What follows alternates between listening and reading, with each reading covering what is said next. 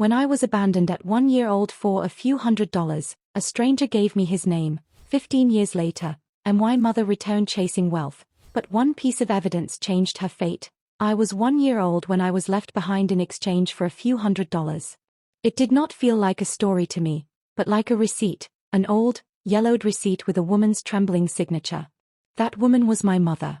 I saw that receipt 15 years later, pressed between files, when she re-entered my life. That day she was sitting across from me, no moisture in her eyes, only calculation. I was raised in a small town in Ohio, the kind of place where everyone knows everyone else, or at least believes they do. The man who raised me was not my biological father, but he gave me his name. Michael Harper. A veteran with permanent pain in his knee, the smell of cigarettes clinging to his hands, and a strange steadiness in his voice. He never told me I wasn't his daughter. He only said, "This is home. You'll live here." We weren't wealthy.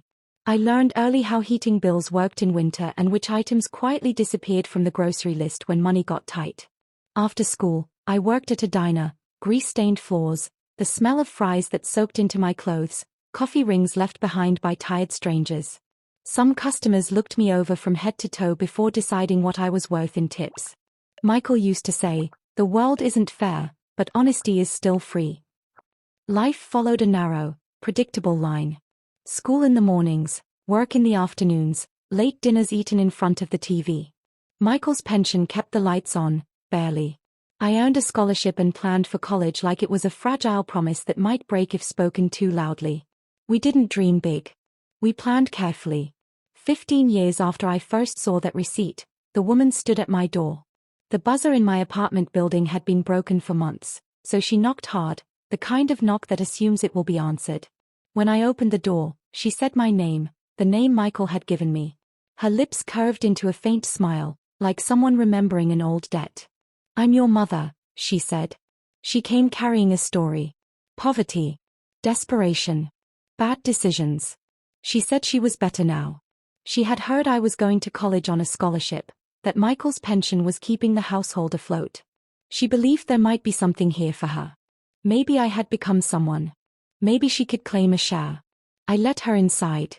We sat at the kitchen table. She studied my chipped mug, the second-hand furniture, the thin walls. Her questions sounded polite, but they were weighted with assumptions. "Did you ever think about me?" she asked. I answered honestly. No. She didn't get angry. Just restless. Then she shifted the conversation. Legal language. Rights. The future. I stayed quiet. Instead, I reached for the file Michael had given me before he died. He'd had a heart attack the previous year. The hospital bills were still in my name. I opened the folder and slid the receipt across the table. Date.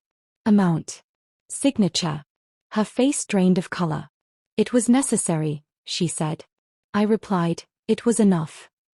Attached to the receipt were other documents. Witness names. A social worker's note.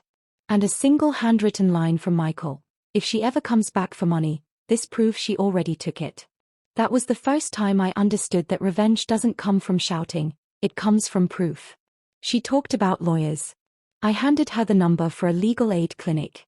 She called me ungrateful. I said, "Maybe. But I'm not for sale." When she left, silence settled over the apartment. I opened the fridge, half a carton of milk, leftover pizza from the night before. Michael's photograph was stuck to the door with a magnet. I didn't cry that day. I just breathed. Long, tired breaths. Weeks later, a letter arrived. Case closed. No claim. I picked up extra shifts at the diner. One evening, an elderly woman left a note with her tip. "Keep going, kid."